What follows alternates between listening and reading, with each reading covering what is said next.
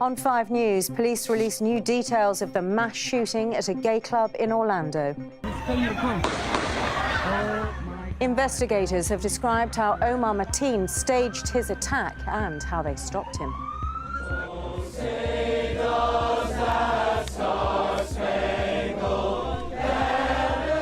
Tributes have been paid to the 49 people who died. Our hearts go out to the families of those who've been killed. Our prayers go to those who've been wounded. This is a devastating attack on all Americans. In other news, stay out of trouble. After the weekend's violence, Wayne Rooney appeals to England fans ahead of the team's next match. I'd like to ask the fans, please, if you don't have a ticket, don't travel. And for the fans with tickets, be safe, be sensible, and continue with your great support for the players. Plus, on the road to the referendum, Labour MPs insist they can convince voters to back the Remain campaign. But Nigel Farage tells us he has what it takes to win over the undecideds. Hello and welcome to 5 News. I'm Sian Williams.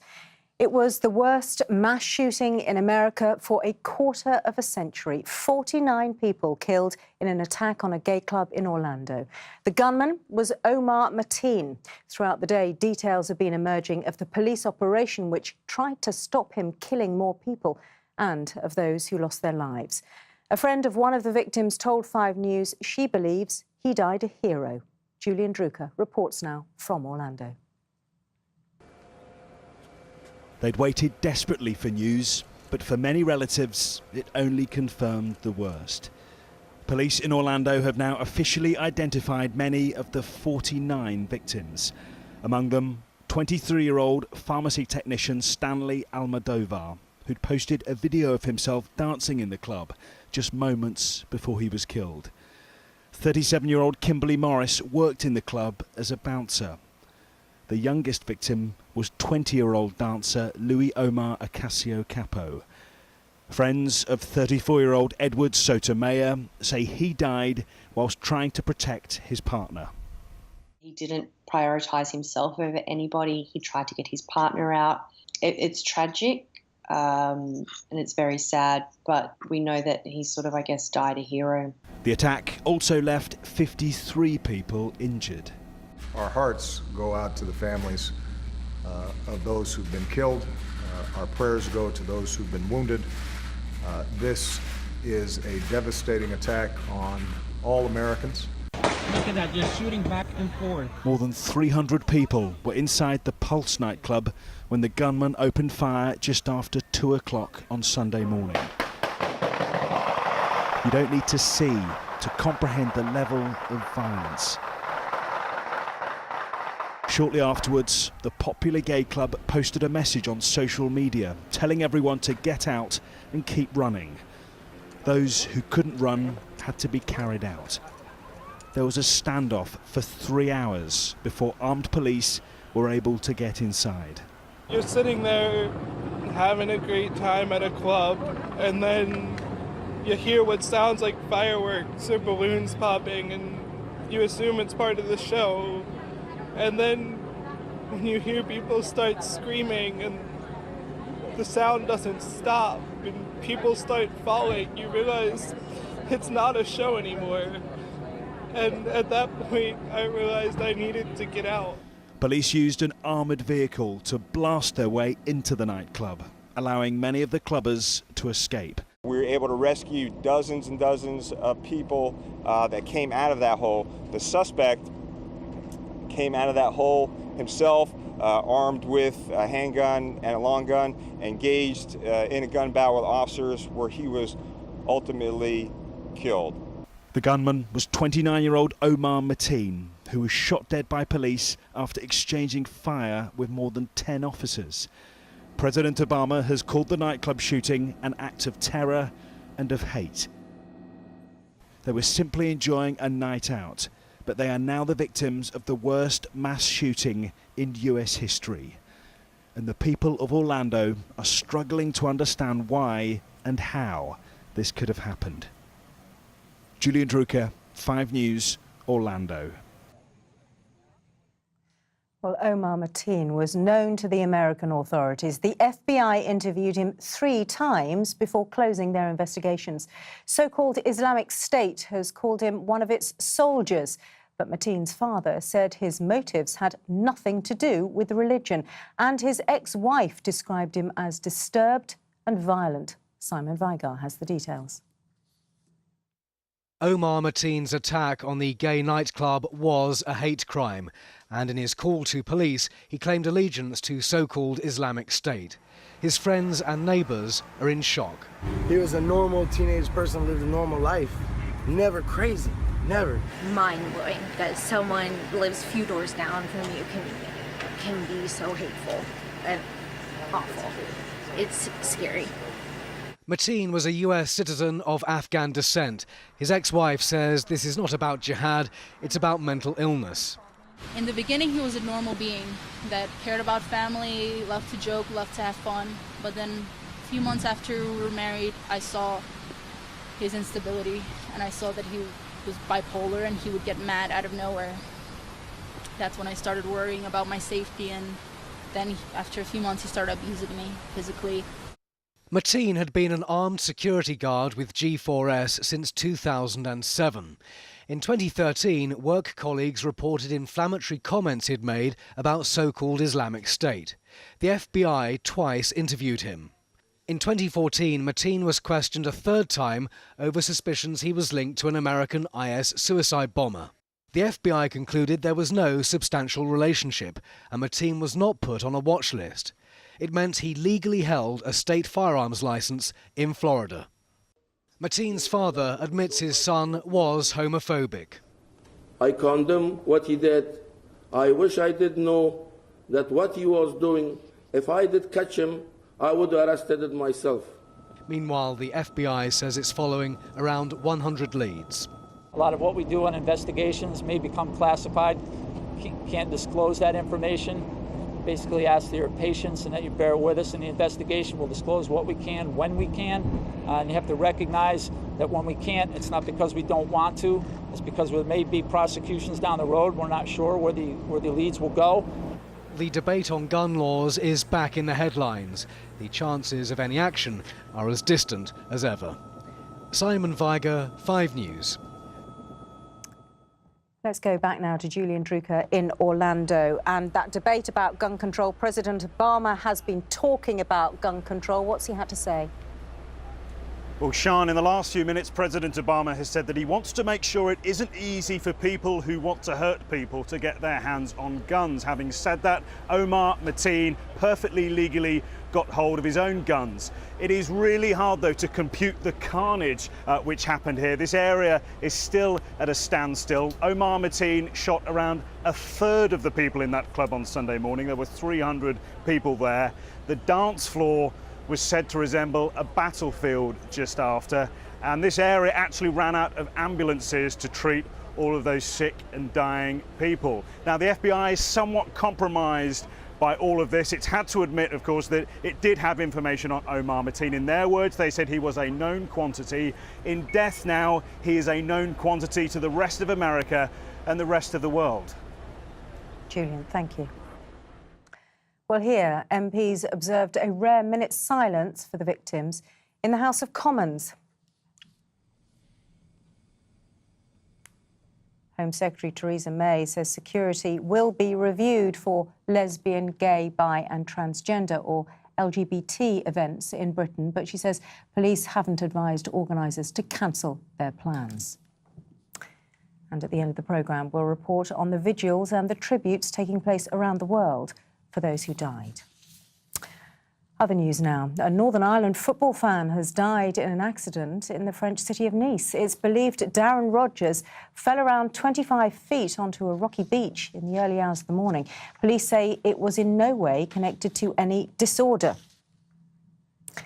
2 England supporters have been jailed for their part in the violence that surrounded the Euro 2016 game against Russia in Marseille.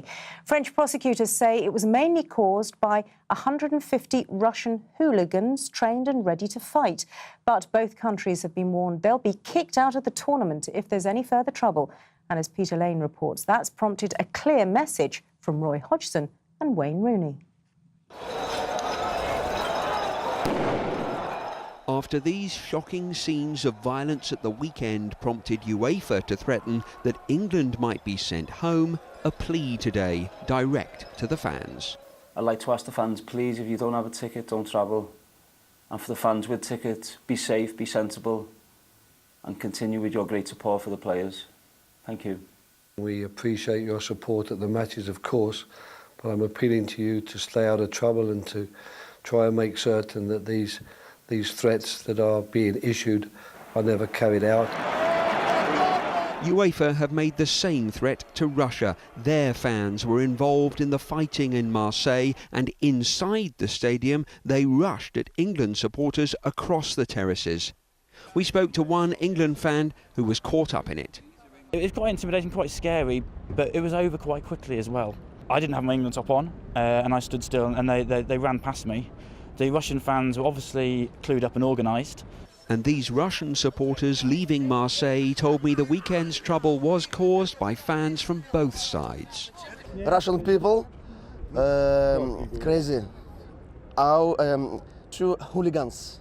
There are Russian hooligans here. But English hooligans too.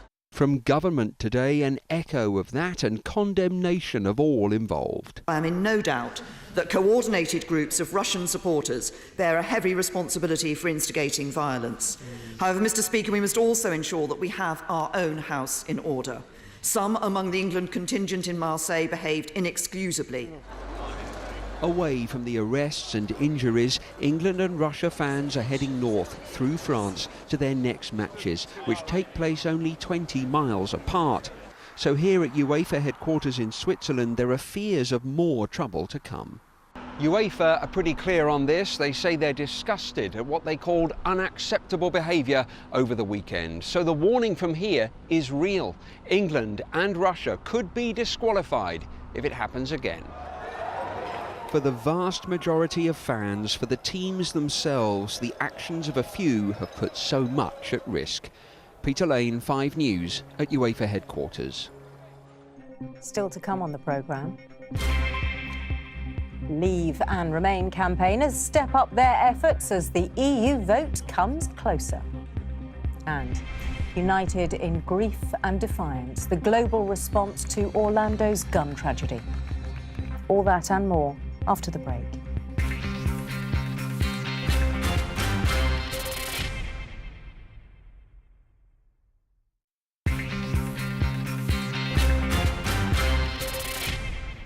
Welcome back. You're watching 5 News.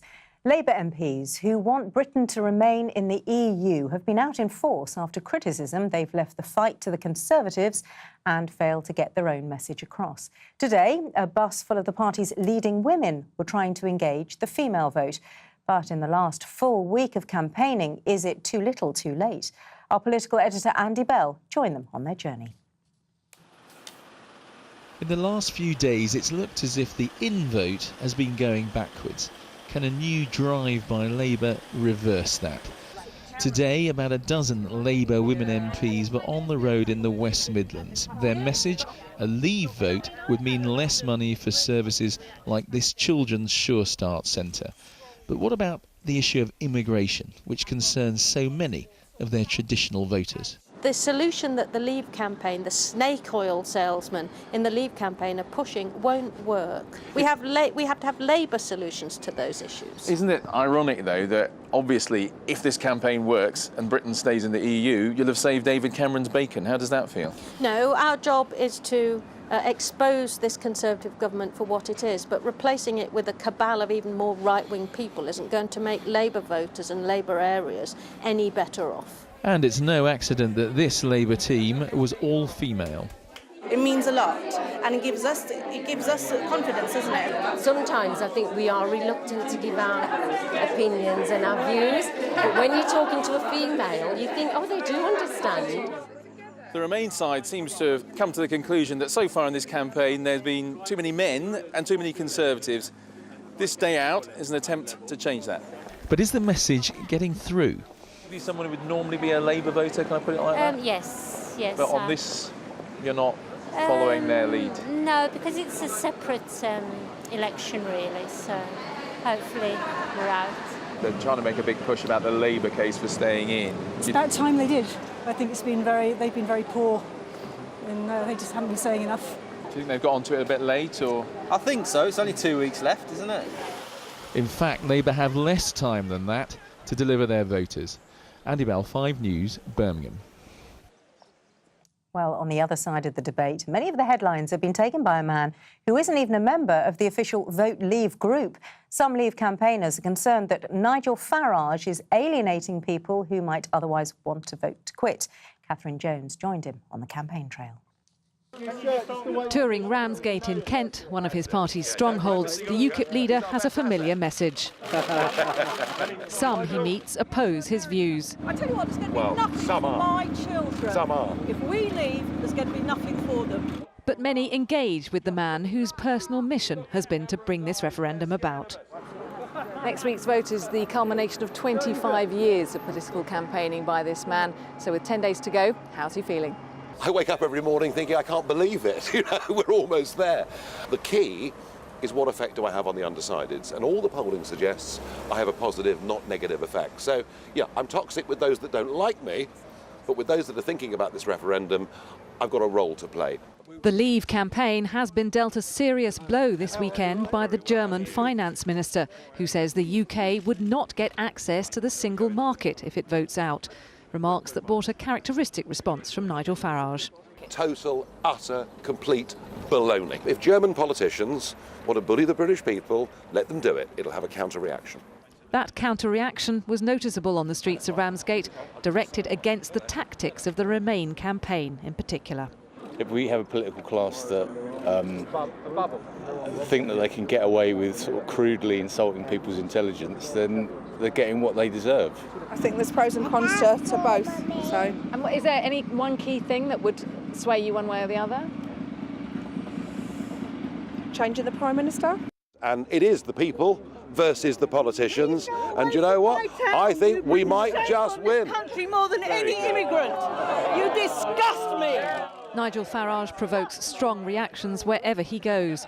But will those he angers cancel out those who so fervently support him? Catherine Jones, 5 News. A psychologist has told a court that the South African athlete Oscar Pistorius has severe depression and shouldn't go to jail.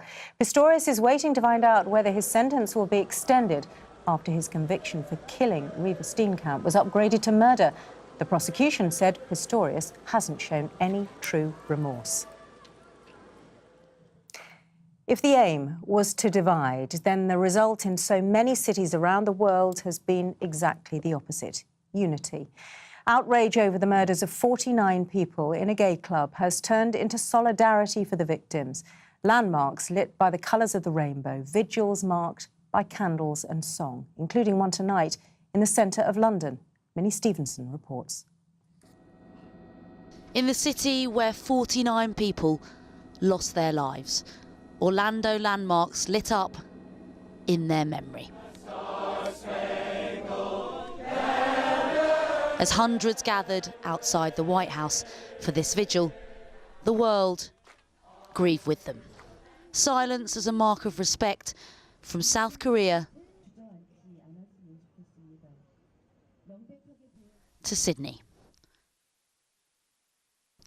where the Harbour Bridge lit up in the colours of the rainbow, a tribute to the LGBT community targeted that night by terrorists. And in London, where Mayor Sadiq Khan stood shoulder to shoulder with gay pride organisers. This really is an attack not simply on the LGBT community, this is an attack on our freedoms and values, and we've got to stand shoulder to shoulder with not just the victims of these attacks, but all of us who feel vulnerable now. The attacks in Orlando resonate particularly strongly here. Fresh flowers and flags left at the scene of the 1999 nail bomb attack. Gay rights campaigner Owen Jones told me, like here 17 years ago, the terrorists will not win. They will lose, they're on the wrong side of history, and the violence and the hatred that they show is only matched by the love that LGBT people have for each other in communities like this. Here in the streets of London's Soho, thousands are expected tonight for a vigil in the capital. People here told me they will stand in solidarity with Orlando. We have a vigil. Everybody's going to be standing here shoulder to shoulder, hand in hand, showing support for Orlando. If it had happened to in a straight community, I'd have been just the same. But, you know, just for the fact that they've targeted a minority group, I think it's disgusting. An attack which robbed 49 people of their lives in America is being felt the world over. Minnie Stevenson, 5 News. Well, before we go, Danny's joined us, and one main focus on 5 News tonight, Danny. Absolutely, Sean. We'll have more on that terrible attack in Orlando with a special programme on America's worst mass shooting in recent memory. We'll be asking if more could have been done to prevent it. Could Omar Mateen have been stopped? Well, we'll be hearing from a former CIA intelligence officer. And Donald Trump's being criticised for trying to make political gains out of that tragedy. But could the backlash boost his chances of taking the White House? Well, all that coming up at 6:30. Sean. Thank you, Danny. That's it for now, though. Sian Welby has the weather next. I'll see you again tomorrow at 5. Danny, of course, back in an hour. Thanks for watching tonight. Goodbye.